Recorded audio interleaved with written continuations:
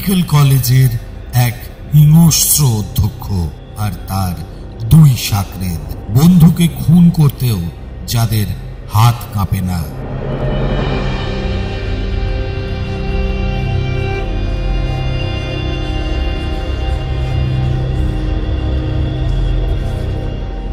আজকের গল্প আর.এল. স্টিভেনসনের গল্প অবলম্বনে সব শিকারী।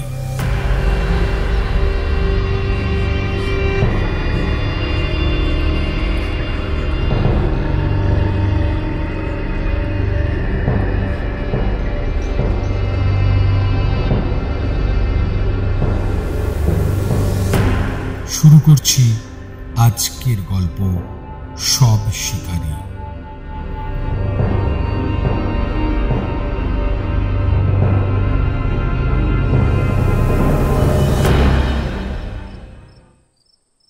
কবরস্থানের তত্ত্বাবধায়ক জর্জ, সরাইয়ের মালিক ফেটিস আর আমি, এই চারজন সারা বছর রোজ রাত্রে জর্জের ঘরে বসে গল্প গুজব করতাম এবং হয়তো কোনো কোনো দিন সেই সব আসরে আরো কয়েকজন যোগ দিতেন। কিন্তু আমরা চারজন ঠিক আমাদের যার যার চেয়ারে এসে বসতাম। ঝড় বৃষ্টি বজ্রপাত কিছুই আমাদের রুখতে পারত না। ফেটিস ছিল বৃদ্ধ, মদখোর এবং সুশিক্ষিত। নিশ্চয়ই সে বেশ কিছু সম্পত্তির মালিক ছিল, কারণ কোনো কাজই সে করত না। আর ফেটিস ডেভেনহামে আসে অনেক কাল আগে যুবক বয়সে, এবং সেই থেকে সে এই শহরেরই বাসিন্দা হয়ে গেছে। সে গির্জার ধার ধারত না। তাকে আমরা ডাক্তার বলে জানতাম, কারণ সে ওষুধপত্র দিতে পারত, ভাঙা হাড় জুড়তে পারত আর সরে যাওয়া হাড় আবার ঠিক করে বসাতে পারত। এছাড়া আমাদের কাছে তার আর কোনো পরিচয় ছিল না। তার অতীতের কাহিনী সম্বন্ধেও কোনো ধারণা ছিল না। একটা অন্ধকার শীতের রাতে আমাদের আসর বসেছে। রাত 9টা বেজে গেছে। কাছাকাছি অঞ্চলের এক বিখ্যাত জমিদার মন্ত্রিসভায় যাচ্ছিলেন। পথে সন্ন্যাস রোগে আক্রান্ত হয়ে অগত্যা এসে জর্জের বাড়িতে ওঠেন। লন্ডনে তার যে বিখ্যাত চিকিৎসক আছেন তাকে টেলিগ্রাম করা হয়েছে। সরাইয়ের মালিক খবর দিল, ডাক্তার এসেছেন। কি নাম তার? সরাইয়ের মালিক উত্তরে বলল, ডক্টর ম্যাকফার্লেন। ইতিমধ্যে ফেটিসের 3 পেগ মদ খাওয়া হয়ে গেছে। কথাটা কানে যেতে সে যেন চমকে উঠল, বলল, কে কে নাম বললে? Doctor wolf McFarlane. সঙ্গে সঙ্গে ফেটিসের নেশা কেটে গেল। তার চোখ উজ্জ্বল হয়ে উঠল। বলল, আচ্ছা, এই ওলফ ম্যাকফার্লেন কে? আমি মুখোমুখি দেখতে চাই তাকে। জর্জ বলল, তুমি ওকে চেনো নাকি ডাক্তার? আশা করি উনি সে নন যাকে আমি চিনি, কিন্তু তারও একেবারে ওই নাম। আচ্ছা, তিনি কি খুব বৃদ্ধ? তা তার বয়স খুব কম নয়, আর মাথার চুলও সব সাদা, কিন্তু তাহলেও তাকে তোমার থেকে কম বয়সের মনে হয়। ফেটিস টেবিল চাপড়ে বলে উঠল, আরে না না, আমার থেকে সে ঢের ঢের বড়। আমাকে বুড়ো দেখায় উচ্ছৃঙ্খল জীবন যাপনের জন্য। কিছুক্ষণ চুপচাপ কাটল। তারপর আমি বললাম, তাই নাকি? তুমি যদি সত্যি এই ডাক্তারকে চেনো, তাহলে বাড়িওয়ালার মতো তুমিও নিশ্চয়ই তার সম্বন্ধে বিশেষ ভালো ধারণা পোষণ করো না? ফেটিস বলল, বেশ, ওকে আমি সামনাসামনিই দেখব। কিছুক্ষণ পরে উপরতলার একটা দরজা বন্ধ হওয়ার আর তারপর সিঁড়িতে পায়ের আওয়াজ আমাদের কানে এলো। সরাইয়ের মালিক বলে উঠল, ওই ওই ডাক্তার, তাড়াতাড়ি করলে হয়তো ধরতে পারবে। ফেটিস এগিয়ে চলল। আমরা চললাম পিছু পিছু। ফেটিস সরে ডক্টর ম্যাকফার্লেনের মুখোমুখি দাঁড়ালো। উলফ ম্যাকফার্লেনকে বেশ সহজ সরল আর সপ্রতিভ বলে মনে হলো। তার ফ্যাকাশে মুখ, এক রাশ পাকা চুল, গায়ে সুন্দর সাদা পোশাক, ঘড়িতে সোনার চেন, চোখে সোনার চশমা, হাতে দামি কোট। মনে হয় তিনি বিলাসিতার মধ্যেই বড় হয়ে উঠেছেন। তার মুখোমুখি বন্ধু ফেটিসকে বড়ই বেমানান মনে হচ্ছিল। ফেটিস ডাকল, ম্যাকফারলেন। ডাক্তার চমকে সিঁড়ির ওপর দাঁড়িয়ে পড়লেন। ফেটিস আবার ডাকল, ম্যাকফারলেন, টডি ম্যাকফারলেন। ম্যাকফারলেনের প্রায় পড়ে যাবার মতো অবস্থা হলো। একবার সামনে আর একবার পেছনে দেখে নিয়ে তিনি যেন ভয় পাওয়া গলায় বলে উঠলেন, এ কি ফেটিস, তুমি? হ্যাঁ, আমি ফেটিস। তুমি কি ভেবেছিলে আমি মারা গেছি না ম্যাকফারলেন? আমাদের বন্ধুত্ব কি এত সহজে মুছে যাওয়া? ম্যাকফারলেন বলে উঠলেন, চুপ চুপ, এখানে যে এভাবে তোমাকে দেখতে পাবো এ আমি ভাবতেও পারিনি।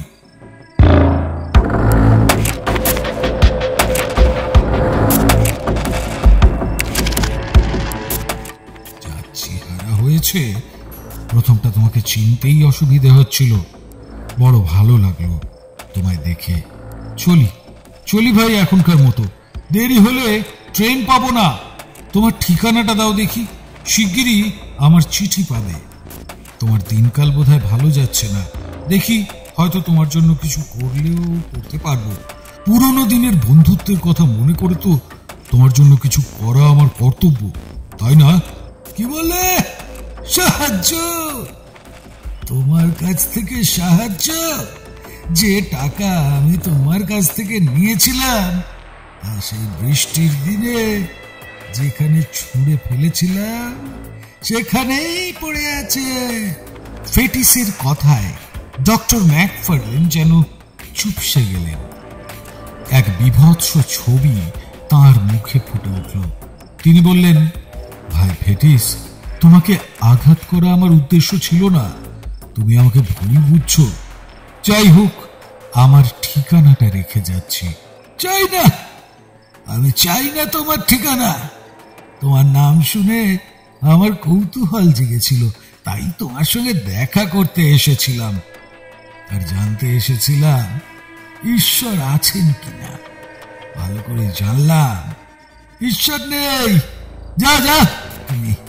এই বলে ফেটিস এমন ভাবে সিঁড়িতে দাঁড়িয়ে রইল যে বিখ্যাত ডক্টর ম্যাকফারলেনকে যেতে হলে খানিকটা পাশ কাটিয়েই যেতে হবে। এই তাচ্ছিল্য ডক্টর ম্যাকফারলেনের ভালো লাগলো না। তাছাড়া তিনি জানেন রাস্তায় তার গাড়ির গাড়োয়ান আর জর্জের ঘর থেকে আমরা কজন কৌতূহলী দৃষ্টিতে লক্ষ্য করছিলাম। তাই তিনি পাশ কাটিয়ে নেমে গিয়ে তাড়াতাড়ি গাড়ির দিকে এগোতে লাগলেন। কিন্তু তার লাঞ্ছনার তখনও বাকি ছিল। ফেটিস শক্ত করে তার হাত চেপে ধরল, তারপর খুব পরিষ্কার গলায় জিজ্ঞেস করল, আচ্ছা, সেই দৃশ্য কি তুমি তারপরেও আবার দেখেছ?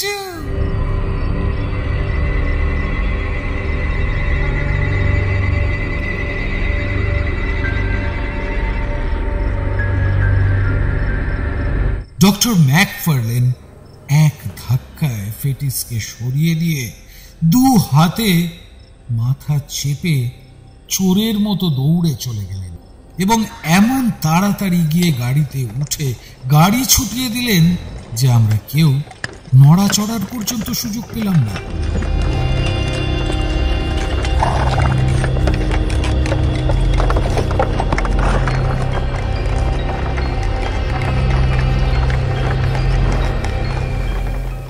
ব্যাপারটা স্বপ্নের মতো ঘটে গেলেও কিন্তু তার প্রমাণ রয়ে গেল সিঁড়ির কার্পেটের উপরে। ম্যাকফারলেনের ভাঙা সোনার চশমাটা সেখানে পড়েছিল।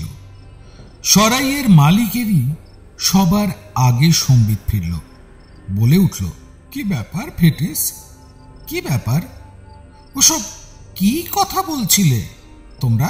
একে একে সকলের দিকে তাকিয়ে নিয়ে ফেটিস বলল, দেখা যাক তোমরা পেটের কথা পেটে রাখতে পারো কিনা জেনে রাখো। সহজ নয় এই ম্যাকফার্লেনের মুখোমুখি দাঁড়ানো। যারা তার মুখোমুখি হয়েছে সবাই সেজন্য অনুতাপ করেছে, কিন্তু যখন অনুতাপ করেছে তখন বড় বেশি দেরি হয়ে গেছে।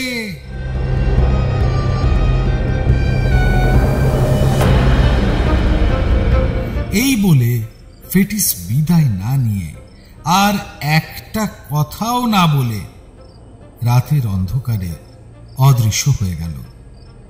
4টে মোমবাতির আলোয় প্রখর আগুনের সামনে আমরা 3 জন যে যার চেয়ারে গিয়ে বসলাম। ব্যাপারটা নিয়ে যত আলোচনা করি ততই বিস্ময়ের ভাব কেটে গিয়ে কৌতূহলী প্রবল হয়ে ওঠে। রোজই আমাদের গল্পগুজব অনেক রাত পর্যন্ত চলত, কিন্তু সেদিন চলল আরো অনেক বেশি রাত পর্যন্ত।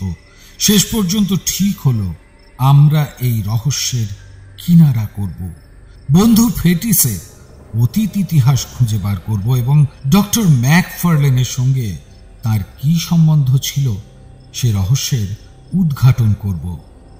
সেই কাহিনী আমি এখন বলছি।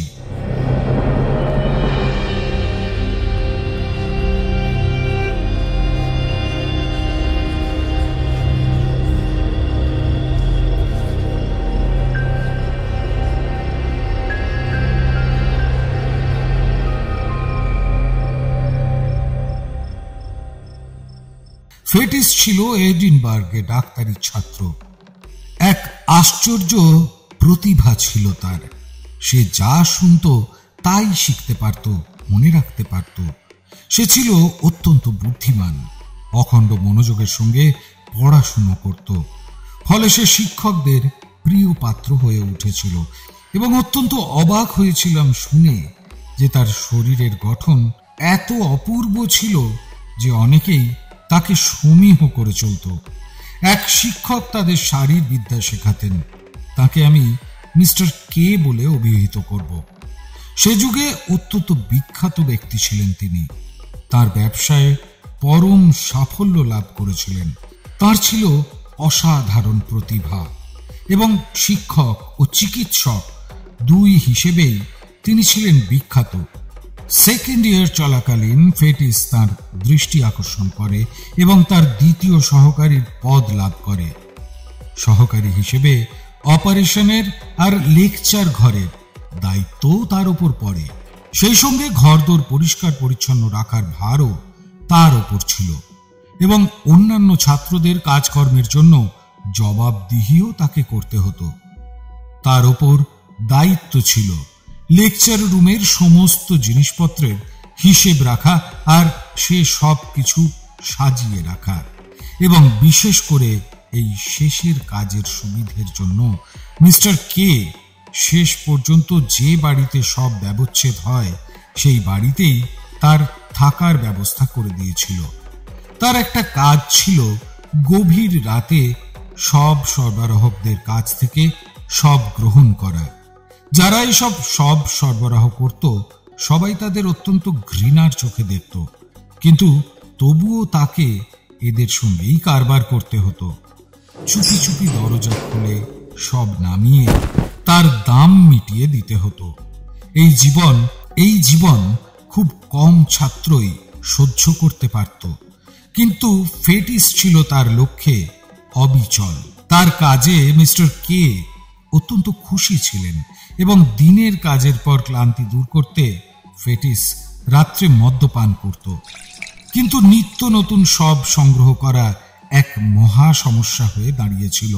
সব যা সংগ্রহ হতো তা এত বড় ক্লাসের পক্ষে যথেষ্ট হতো না এবং কালক্রমে তা এক মহা সমস্যা হয়ে দেখা দিল। মিস্টার কের নির্দেশ ছিল যারা সব সরবরাহ করে তাদের যেন কোনো রকম প্রশ্ন না করা হয়। বলতেন, আমরা পয়সা দিয়ে সব কিনি, যে বিক্রি করছে সে কিভাবে এবং কোথা থেকে তা সংগ্রহ করছে সে খবরে আমাদের প্রয়োজন নেই।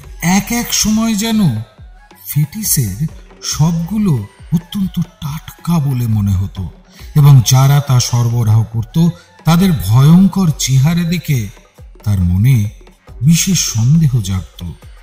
যাই হোক, তার কাজ ছিল কেবল মৃতদেহ গ্রহণ করা, তার দাম দেওয়া, এবং শবের দেহে যদি সন্দেহজনক কিছু চোখে পড়ে তো তার থেকে চোখ ফিরিয়ে নেওয়া।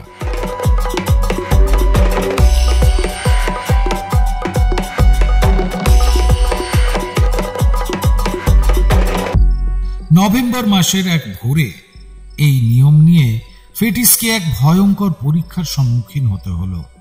দাঁতের প্রচন্ড যন্ত্রণায় সারা রাত ছটফট করতে হচ্ছিল তাকে। শেষ পর্যন্ত তার একটু ঘুমের ঘোর এসেছিল।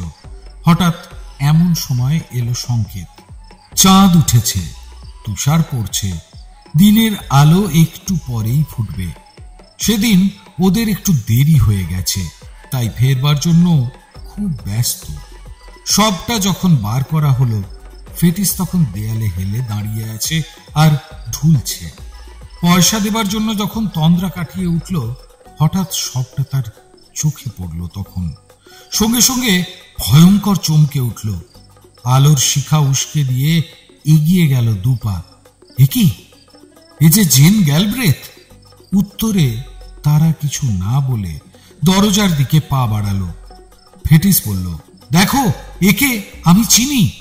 কাল পর্যন্ত এ যে জীবিত ছিল তাতে সন্দেহ নেই। হঠাৎ তো এর মরে যাওয়ার কথা নয়। কেমন করে তোমরা এই সব সংগ্রহ করলে? তাদের মধ্যে একজন বলল, ভুল করছেন আপনি। আর একজন অদ্ভুত দৃষ্টিতে তার দিকে তাকিয়ে তক্ষুনি টাকা দিতে বলল। সম্ভব হলো না তাদের প্রত্যাখ্যান করা। অত্যন্ত ভয় পেল ফেটিস। টাকা নিয়ে তারা চলে গেল। সঙ্গে সঙ্গে ফেটিস ব্যস্ত হলো সন্দেহ দূর করার জন্য। শরীরে অসংখ্য আঘাতের চিহ্ন থেকে ফেটিসের বুঝতে অসুবিধে হলো না যে মেয়েটি সেই রাত্রেই নিহত হয়েছে। মহা আতঙ্কে সে তার ঘরে চলে গেল। ঠান্ডা মাথায় চিন্তা করতে বসল। মনে পড়ে গেল মিস্টার কে এর নির্দেশ, বিনা প্রশ্নে সব গ্রহণ করতে হবে। তখন সে ঠিক করল তার সহকর্মীর সঙ্গে এই নিয়ে আলোচনা করবে। এই সহকর্মীর নাম ওলফ ম্যাকফার্লেন।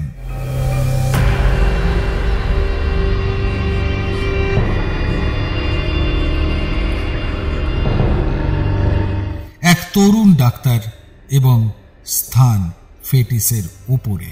এই ম্যাকফার্লেন অত্যন্ত ধূর্ত এবং যে কোনো নীচ কাজেই তার প্রচুর উৎসাহ। সে অনেক দেশ ঘুরেছে এবং পড়াশোনাও করেছে বিদেশেই। তার ব্যবহার অত্যন্ত মার্জিত এবং সে যেন একটু বেশি মাত্রায় সপ্রতিভ। অভিনয়ের ক্ষেত্রে তার মন্তব্যই শেষ কথা। তাছাড়া স্কেটিংয়ে আর গল্ফেও তার অসাধারণ নৈপুণ্য। ফেটিসের সঙ্গে তার সদ্ভাব ছিল এবং দুজনের কাজ একই ধরনের হওয়ায় দুজনের মধ্যে খানিকটা ঘনিষ্ঠতাও হয়েছিল। তাদের মনোভাবেও খানিকটা সাদৃশ্য দেখা যেত। সব পাওয়া যখন অত্যন্ত কঠিন হতো, তখন তারা গভীর রাত্রে একসঙ্গে গিয়ে কোনো কবর অপবিত্র করে মৃতদেহ এনে ছাত্রদের অভাব পূরণ করত। এবং সেই দিন ম্যাকফার্লেন অন্য দিনের থেকে একটু আগে আসায় ফেটিস গিয়ে তার সঙ্গে দেখা করে এবং সমস্ত ঘটনা তাকে খুলে বলে, আর মৃতের দেহের ক্ষতচিহ্নগুলোও তাকে দেখায়। সব শুনে আর দেখে ম্যাকফার্লেনেরও ব্যাপারটা সন্দেহজনক বলে মনে হয়। তাহলে এখন কি করা যায় বলো তো? কি আবার করবে? কেন, তুমি কি কিছু করার কথা চিন্তা করছো নাকি? আমি তো মনে করি এই সব ব্যাপারে যত কম কথা বলা যায় ততই ভালো, ততই ব্যাপারটা তাড়াতাড়ি চাপা পড়ে যাবে। ফেটিস বলল, কিন্তু ভেবে দেখো, যদি কেউ ওকে চিনে ফেলে। ক্যাসল রক অঞ্চলে সকলেই ওকে চেনে। মনে হয় না কেউ চিনতে পারবে। আর পারলেই বা তোমার কি? তোমার দায়িত্বটা কোথায়? তুমি তো আর হত্যা করোনি। তাহলেই বলো। কি যেন এইসব ব্যাপার বেশ কিছুদিন ধরেই চলছে। এ নিয়ে বেকার জল ঘোলা করলে মিস্টার কেই সব থেকে বেশি বিপদে পড়বেন, এবং সেই সঙ্গে তুমি আর আমিও রক্ষা পাবো না। একটা সত্যি কথা তোমাকে বলছি, যত মরা আমাদের হাতে আসে তাদের সবগুলোকেই হত্যা করে আনা হয়। বলো কি ম্যাকফারলেন? ফেটিস প্রায় চিৎকার করে উঠল। আরে থামো থামো, যেন এতদিন এ সন্দেহ তোমার মনে জাগেনি। আরে সে তো শুধু সন্দেহ। সন্দেহ আর প্রমাণ এক কথা নয়, এই বলতে চাও তো? সে আমি জানি। একে এখানে নিয়ে আসায় তোমার মতো আমারও মন খারাপ হয়েছে। এই বলে ম্যাকফারলেন হাতের ছড়ি দিয়ে মড়াটাকে নাড়া দিল। বলল, সবচেয়ে ভালো একে না চিনতে পারা। আমি তো চিনতেই পারছি না। তুমি চিনতে চাও তো চেনো গিয়ে। এবং আমার মনে হয় যে কোনো মানুষই আমাদের মতো অবস্থায় একে চিনতে পারবে না। এবং এও বলতে পারি যে মিস্টার কেউ চাইবেন না যে আমরা একে চিনি। জানো তুমি কেন তিনি তোমাকে আর আমাকে এই কাজের জন্য বেছে নিয়েছিলেন? তার কারণ এমন কাউকে তিনি রাখতে চান না যে বেশি কথা বলে। ফেটিস শান্ত হলো, ঠিক করলো ম্যাকফারলেনের কথা মতোই চলবে। অভাগিনীর সব ব্যবচ্ছেদ হলো এবং ওদের মনে হলো না কেউ ওকে চিনতে পেরেছে।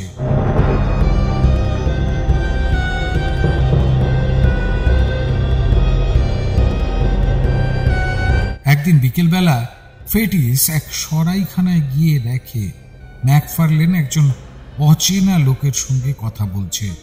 লোকটা রোগা, বেঁটে খাটো। চেহারা দেখে তাকে বুদ্ধিমান আর ভদ্র মনে হলেও তার কথাবার্তা গ্রাম্য অশিক্ষিত লোকের মতো। কিন্তু তা সত্ত্বেও ফেটিসের মনে হলো তার ম্যাকফারলেনের ওপর বিশেষ প্রভাব আছে। ইচ্ছা মতো খাবারের অর্ডার দিচ্ছে আর একটু দেরি হলেই অত্যন্ত ক্রুদ্ধ হয়ে উঠছে। ফেটিসকে দেখা মাত্র তার পছন্দ হয়ে গেল। তাকে প্রচুর মদ্যপান করিয়ে তার নিজের জীবনের অনেক গোপন কথা এমন ভঙ্গিতে শোনালো যেন তাকে কৃতার্থ করছে। সে যা যা বলছে তার 10 ভাগের 1 ভাগও যদি সত্যি হয় তাহলে তাকে পৃথিবীর সবচেয়ে বড় শয়তান বলে মনে হবে। এবং এই রকম এক মানুষের সঙ্গে আলাপ হওয়ায় ফেটিস বেশ গর্ববোধ করল। লোকটি বলল, আমি একটা মন্দ লোক, সন্দেহ নেই, কিন্তু আমার ওস্তাদ হচ্ছে এই ম্যাকফারলেনি। ওকে আমি ডাকি টডি ম্যাকফারলেন বলে। টডি, তোমার বন্ধুকে আর এক গ্লাস খাওয়াও।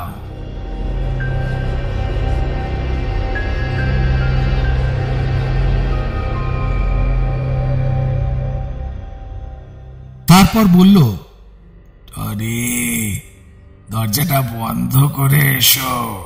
তারপর বলল, টডি, তুমি আমাকে ঘৃণা করো তাই না? ম্যাকফারলেন অত্যন্ত বিরক্ত হয়ে বলল, ওই বিশ্রী নাম ধরে তুমি আমাকে ডাকবে না। অপরিচিত লোকটি বলল, শুনলেন কথা, শুনলেন? ছেলেদের ছুরি খেলা দেখেছেন? পারলে ও আমায় সারা শরীরে ছুরির আঘাত করে। ফেটিস বলল, আমরা ডাক্তাররা তার থেকেও বেশি কিছু করি। কোনো বন্ধু মারা গেলে তার সব ব্যবচ্ছেদ করি। সঙ্গে সঙ্গে ম্যাকফারলেন চমকে আমার মুখের দিকে তাকালো, যেন কথাটা তার ইতিপূর্বে মনে হয়নি। কেটে গেল বিকেলটা। অচেনা লোকটার নাম গ্রে। সে ফেটিসকেও ডিনারে নিমন্ত্রণ করল এবং এমন সব ভয়ঙ্কর খাদ্যের অর্ডার দিল যে সরাইয়ে একেবারে সাড়া পড়ে গেল। ভোজন পর্ব শেষ হলে সে ম্যাকফারলেনকে হুকুম করল বিল মিটিয়ে দিতে। ডিনার সেরে যখন তারা বেরোলো, গ্রের আর তখন বাহ্য জ্ঞান বলে কিছু নেই। যেভাবে সে তার অর্থক্ষয় করল তাতে ম্যাকফার্লেন অত্যন্ত গম্ভীর হয়ে গেল। ফেটিসের তখন সম্পূর্ণ মত্ত অবস্থা। পরদিন ম্যাকফার্লেন ক্লাসে এলো না। এই ভেবে ফেটিস হেসে উঠল যে বাধ্য হয়েই তাকে গ্রের সঙ্গে এ হোটেল ও হোটেল ঘুরতে হচ্ছে। ছুটির সঙ্গে সঙ্গে ফেটিস তাদের সন্ধানে বিভিন্ন জায়গায় ঘুরতে লাগলো, কিন্তু কোথাও তাদের খোঁজ পেল না। তখন সে ফিরে এসে অন্য দিনের থেকে আগেই শুয়ে পড়ল। পরিচিত সংকেতে যখন ফেটিসের ঘুম ভাঙল তখন ভোর 4টে। দেখা গেল ম্যাকফার্লেনকে। সেই পরিচিত বস্তাটা বহন করে এনেছে। এ কি, তুমি কি একাই গিয়েছিলে? কেমন করে সামলালে? এক ধমকে চুপ করতে বলে ম্যাকফার্লেন তাকে বলল, চুপ, তাড়াতাড়ি কাজটা সারো। মৃতদেহটা দুজনে ধরাধরি করে টেবিলের উপর রাখল। ম্যাকফার্লেন চলে যাচ্ছিল, তার আগে ঈষৎ ইতস্তত করার পর বলল, ওর মুখটা ভালো করে দেখে নাও।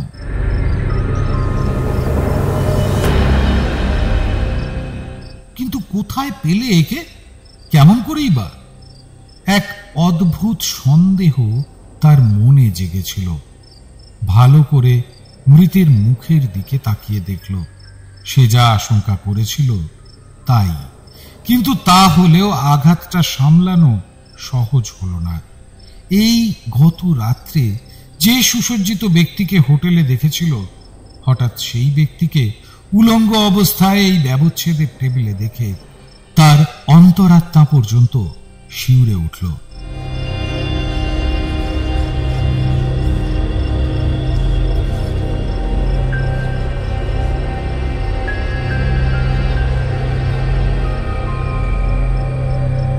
এখন তার ভয় হলো ম্যাকফার্লেনকে।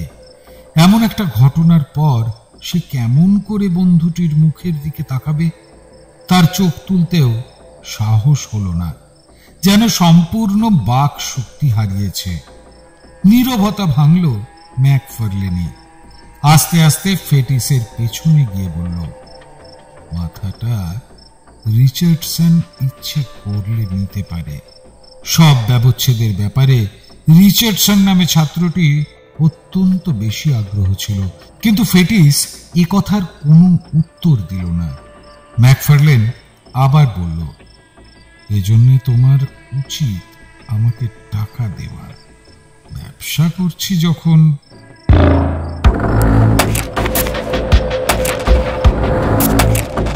ফেটিস কথা বলার মতো অবস্থা ফিরে পেল, কিন্তু কথা যা বলল তা যেন তার প্রেতাত্মার মুখ দিয়ে বেরোলো। বলল, কি বললে? টাকা? এই জন্য তোমাকে টাকা দেওয়া উচিত? নিশ্চয়ই উচিত তো বটেই। যেভাবেই ভেবে দেখো না, টাকা দিতে তুমি বাধ্য। আমি যেখানে নিশ্চিন্তভাবে বিনা পয়সায় দিতে পারি না, তুমিও নিশ্চিন্তভাবে বিনা পয়সায় নিতে পারো না। জেন গ্যালব্রেথের ব্যাপারের মতোই এই ব্যাপারটা। যে কাজ যত অন্যায়, সেই কাজকে আমরা ততই ন্যায়সঙ্গত বলে দেখাবার চেষ্টা করব। বড় কে কোথায় টাকা রাখেন? একটা আলমারি দেখিয়ে দিয়ে ফেটিস রুক্ষ গলায় বলল, ওখানে দাও দেখি চাবিটা। শান্তভাবে হাত বাড়িয়ে ম্যাকফার্লেন বলল। পলকের জন্য ইতস্তত করে ফেটিস চাবিটা তাকে দিল। তাতে ম্যাকফার্লেন যে স্বস্তি পেল তা গোপন করতে পারল না। আলমারির একটা তাক থেকে কালি কলম আর কাগজ আর অন্য একটা জায়গা থেকে মাথার দাম সে বার করে নিল। তারপর বলল, মিটল দাম, যা থেকে তোমার সদিচ্ছা প্রমাণিত হচ্ছে। এবার খবরটা খাতায় তুলে রাখো। ব্যাস, তারপরে আর তোমাকে কে পায়? স্বয়ং শয়তানকেও তুমি কলা দেখাতে পারবে। কয়েক মুহূর্ত ফেটিসের প্রচন্ড মনোযন্ত্রণার মধ্যে কাটল। যাই হোক, তারপর সে ভেবে দেখল, আপাতত এই মুহূর্তে নিরাপত্তার চিন্তায় প্রাধান্য পাওয়া উচিত। তার মনে হলো বর্তমানে ম্যাকফার্লেনের সঙ্গে কোনো বিবাদে না জড়ানোই ভালো। তারপর ভবিষ্যতের সমস্যার মোকাবিলা করা মোটেই কঠিন হবে না। মোমবাতিটা সে নামিয়ে রাখল। তারপর তারিখ, সবের বিবরণ আর টাকার অঙ্কটা খাতায় তুলল। ম্যাকফারলেন বলল, লাভের অংশ অবশ্য তোমারও নেওয়া উচিত। আমার অংশ আমি নিলাম। কি জানো, আমার মতো লোক যখন ভাগ্যের সহায়তা পায় তার পকেটে তখন কিছু মাল করি এসেই যায়। কথাটা লজ্জা, সন্দেহ নেই, কিন্তু সবকিছুরই নিয়ম আছে। যেমন কাউকে খাওয়াবে না, দামি বই কিনবে না, পুরনো ধার শোধ দেবে না, এবং যত ইচ্ছে পারো ধার করো, কিন্তু ধার শোধ দেবে না। প্রায় ভাঙা ভাঙা গলায় ফেটিস উত্তর করল, ম্যাকফারলেন, তোমার জন্যই আমার গলায় ফাঁসির দড়ি পড়বে।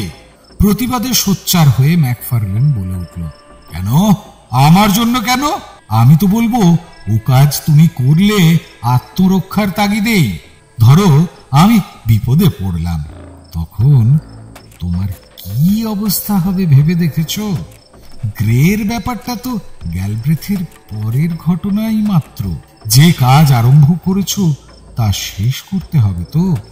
যারা শয়তান তাদের জন্য বিশ্রাম বলে কিছু নেই। ফেটিস চিৎকার করে বলে উঠল, কি কি আমার অপরাধ, এবং কখনই বা আমি তা শুরু করলাম? তোমার সহকারী হওয়াটা কি আমার অপরাধ? চাকরি পেয়ে আমি এখানে এসেছি। এই চাকরি অন্য কোনো ব্যক্তিও পেতে পারত, তাহলে কি তারও আমার মতো অবস্থা হতো? ম্যাকফারলেন বলল, কি ছেলে মানুষই করছো? তোমার কি ক্ষতি হয়েছে শুনি?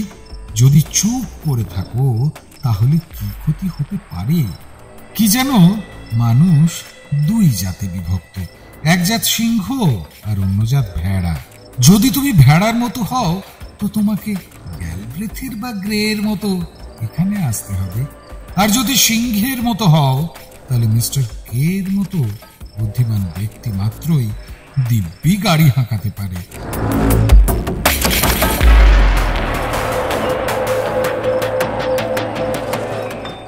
এই ব্যাপারটায় তুমি ভয় পাচ্ছ, কিন্তু কের অবস্থাটা ভেবে দেখো দেখি। তোমার মধ্যে বুদ্ধির বা সাহসের অভাব নেই, তারপর তুমি আমার আর কের ভালোবাসা পেয়েছ। আমি জোর করে বলতে পারি কিছুদিনের মধ্যে তুমি ব্যাপারটা সহজভাবে নিতে পারবে, তখন তোমার আর কোনো আক্ষেপ থাকবে না। এই বলে ম্যাকফারলেন বিদায় নিল, যাতে দিনের আলো ফোটার আগেই চলে যেতে পারে। ফেটিস অত্যন্ত বিষণ্ণ মনে একা বসে তার বিপদের কথা চিন্তা করতে লাগলো। সে হিসেব করে দেখল কোথায় সে ম্যাকফারলেনের ভাগ্য নিয়ন্ত্রণ করবে, তার বদলে সেই বরং ম্যাকফারলেনের অপরাধের সঙ্গী, যেন তারই বেতন ভুকে পরিণত হয়েছে। তার মুখ চিরদিনের জন্য বন্ধ হয়ে গেছে। বেশ কয়েক ঘন্টা কেটে গেল। ছাত্রেরা এলে মৃতের দেহের অংশ তাদের মধ্যে ভাগ করে দেওয়া হলো। সবাই বিনা আপত্তিতে যে যার কাজ করে চলল, আর রিচার্ডসনের ভাগে মাথাটা পড়ায় সেও খুব খুশি হলো। ফেটিস যখন দেখল ছুটির আগেই বিপদ কেটে গেছে, তখন সেও অত্যন্ত আশ্বস্ত হলো। ম্যাকফারলেন এলো 3 দিনের দিন। সে নাকি অসুস্থ হয়ে পড়েছিল, এবং সে যা ভবিষ্যৎবাণী করেছিল দেখা গেল ফেটিসের জীবনে তা 1 সপ্তাহের মধ্যেই সফল হতে চলেছে। সাহসে তার মন ভরে উঠেছে। ঘটনাটা সে এমন ভাবে সাজিয়ে নিল যেন সেটা একটা বাহাদুরির কাজই হয়েছে। ক্লাসে ছাড়া দুজনের বড় একটা দেখা হতো না, এবং দুজনেই মিস্টার কে এর নির্দেশ মতো চলত। পরে আবার ঘটনা চক্রে দুজনকে ঘনিষ্ঠ হতে হলো। সবের অভাব দেখা দিল আবার। ছাত্রেরা অধৈর্য হয়ে উঠল, এবং কে সবের অভাবকে আদৌ সহ্য করতে পারতেন না। এমন সময় খবর এলো গ্লেনকোর্স গ্রামে একটা কবর দেওয়া হবে। কবরটা ছিল ঘনবসতির থেকে অনেক দূরে, বড় বড় সিডার গাছের আড়ালে অদৃশ্য। কোন মৃতের আত্মীয়ই এখানে পুষ্পার্ঘ্য দিতে আসে না। সব শিকারীরা এই ধরনের কবরখানাতেই সব শিকারে উৎসাহ পায়। কবর দিয়ে আত্মীয় স্বজনরা চলে গেলে সব শিকারীরা আসে কোদাল হাতে, কফিন ভেঙে মৃতদেহ বার করে বস্তায় বন্দি করে নিয়ে যায়। শকুন যেভাবে মরা ভেড়ার উপর ঝাঁপিয়ে পড়ে, তেমন ভাবে ওরা দুজনে 60 বছরের বৃদ্ধাকে কবর থেকে তুলে নিয়ে যাবে ঠিক করল। তাকে সম্পূর্ণ নিরাবরণ অবস্থায় দূর শহরে নিয়ে যেতে হবে। ডাক্তাররা আর ছাত্ররা তার সব ব্যবচ্ছেদ করবে। এক বোতল কড়া মদ নিয়ে দুজন বিকেলবেলা লম্বা কোট পরে বেরিয়ে পড়ল।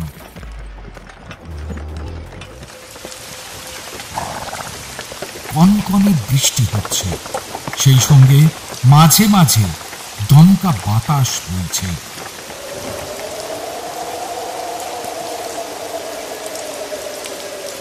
চুপচাপ দুজনে গাড়ি করে চলেছে, বিশেষ উৎসাহ পাচ্ছে না।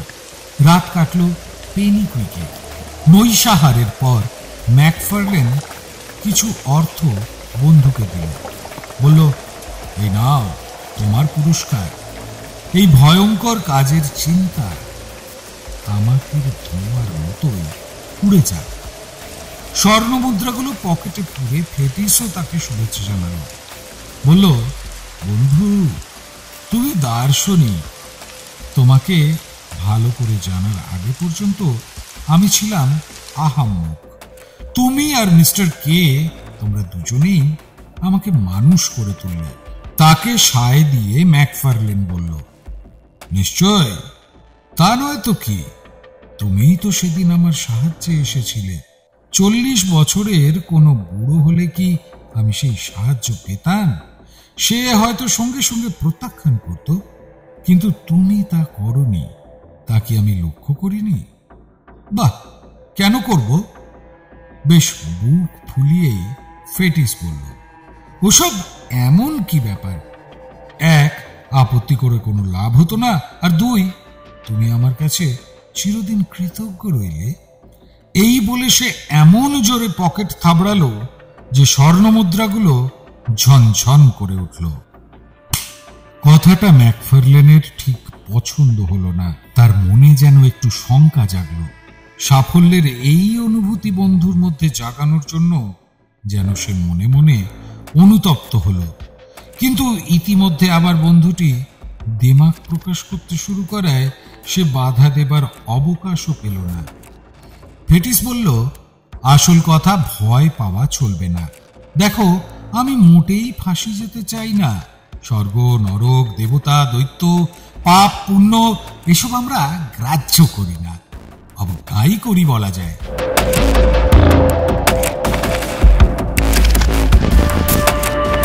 অনেক রাত হয়েছে।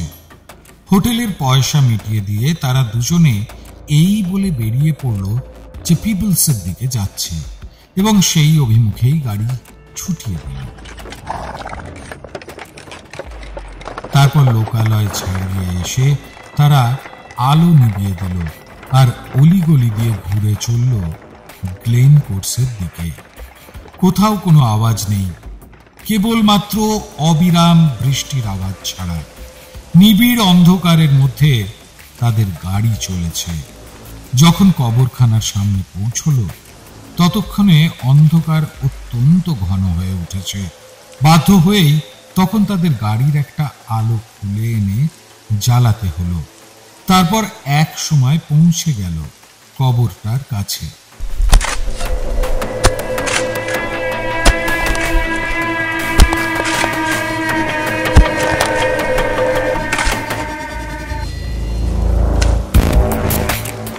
এসব কাজে ওদের অভিজ্ঞতার অভাব ছিল না। কোদালের ব্যবহারেও তারা হয়ে উঠেছিল সিদ্ধহস্ত। মাত্র 20 মিনিটের পরিশ্রমেই তারা সাফল্য পেল।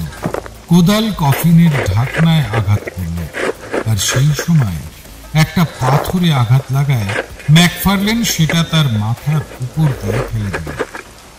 ইতিমধ্যে তারা প্রায় কাঁধ পর্যন্ত সেই গর্তে নেমে গেছে। বাতিটাকে একটা গাছে হেলান দিয়ে রাখা হয়েছিল যাতে আলোটা যথাস্থানে পড়ে। দুঃখের বিষয়, ম্যাকফারলেন যে পাথরটা ছুঁড়ে ফেলেছিল সেটা এসে সেই বাতিটাতেই আঘাত করলো এবং কাঁচ ভাঙার ঝনঝন আওয়াজের সঙ্গে বাতিটা নিভে গেল। আবার নিরন্ধ্র অন্ধকার। সাফল্যের এত কাছে এসে ওরা ঠিক করলো বাকি কাজটুকু অন্ধকারেই সারবে। কফিনটা তোলা হলো, তারপর মৃতদেহ বার করে বস্তাবন্দি করে নিয়ে গাড়িতে তোলা হলো। দুজনেরই সারা শরীর ভিজে গেছে। রাস্তায় এখানে ওখানে গর্ত। যখনই গাড়ির চাকা সেই সব গর্তে পড়ছে, সঙ্গে সঙ্গে দুজনের মাঝখানে দাঁড় করিয়ে রাখা মরাটা একবার একজনের ঘাড়ে, তারপর আর একজনের ঘাড়ে গিয়ে পড়ছে। সে এক অতি বীভৎস ব্যাপার। যার ঘাড়ে যখন পড়ছে, সঙ্গে সঙ্গে সে তাড়াতাড়ি সরিয়ে দেবার চেষ্টা করছে। এই ব্যাপার পরপর কয়েকবার ঘটার পর তাদের স্নায়ু দুর্বল হয়ে পড়ল। মৃত্যুর মতো কনকনে এক অনুভূতিতে ফেটিসের মন একটু একটু করে আচ্ছন্ন হয়ে উঠেছে। সে তাকালো মরাটার বস্তার দিকে। তার মনে হলো যেন বস্তাটা ইতিমধ্যেই অনেকটা বড় হয়ে উঠেছে।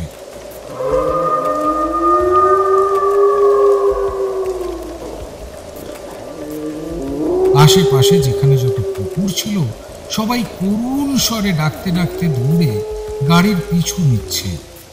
যেন কোনো ভৌতিক ব্যাপার ঘটেছে, যেন কোনো পরিবর্তন মরাটার মধ্যে ঘটেছে, যে জন্য কুকুরগুলো ভয় পেয়ে এভাবে কাতরাচ্ছে। কেশে গলা পরিষ্কার করে নিয়ে ফেটিস বলল, আলো আলো, ঈশ্বরের দোহাই, একটা আলো। ম্যাকফার্লেনের অবস্থাও প্রায় সেই রকমই। সে কোনো কথা না বলে ঘোড়া থামালো, তারপর লাগামটা ফেটিসের হাতে দিয়ে আলো জ্বালাবার জন্য নেমে পড়ল। ততক্ষণে মাত্র অচিনক্লিনির চৌমাথা পর্যন্ত গাড়িটা পৌঁছেছে। তখনও তেমনই মুষলধারায় ভয়ঙ্কর বৃষ্টি চলছে। এই দুর্যোগে আলো জ্বালা অত্যন্ত কঠিন হয়ে উঠল। যাই হোক, কোনো রকমে আলো জ্বালার পর পলতে বাড়াতে যখন গাড়ি ঘিরে একটা অস্পষ্ট আলো দেখা দিল, তখন দুই বন্ধু প্রথমে পরস্পরের মুখের দিকে তাকালো, তারপর তাকালো দুজনের মাঝখানে রাখা বস্তাটার উপরে। বৃষ্টিতে ভিজে যাওয়া চটের থলে মৃতের দেহে লেপ্টে যাওয়ায় তার অবয়বটা স্পষ্ট হয়ে উঠেছিল। দেখা গেল মাথাটা ধড় থেকে আলাদা,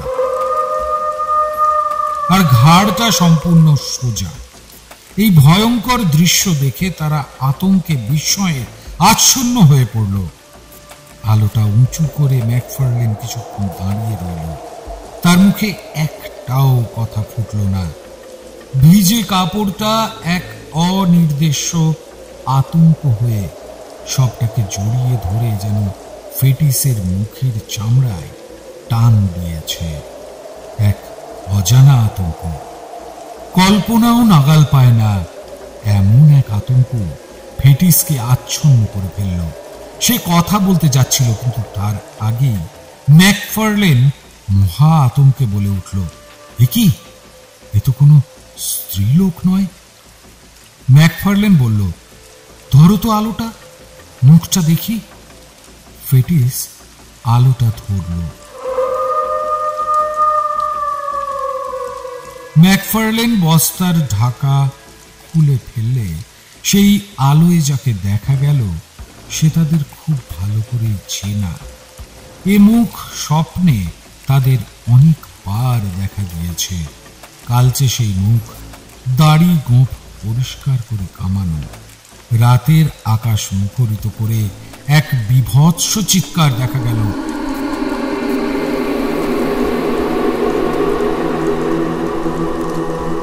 এবং পরক্ষণেই তারা দুজনে গাড়ি থেকে লাফিয়ে পড়ল। আলোটা পড়ে গিয়ে চূর্ণ বিচূর্ণ হয়ে গেল, আর সেই চিৎকারে ঘোড়াটাও প্রাণপণ বেগে এডিনবার্গের অভিমুখে দৌড়তে শুরু করল। তার একমাত্র আরোহী তখন গ্রের মৃতদেহ, যে দেহ বহুদিন আগেই ব্যবচ্ছিন্ন হয়েছে।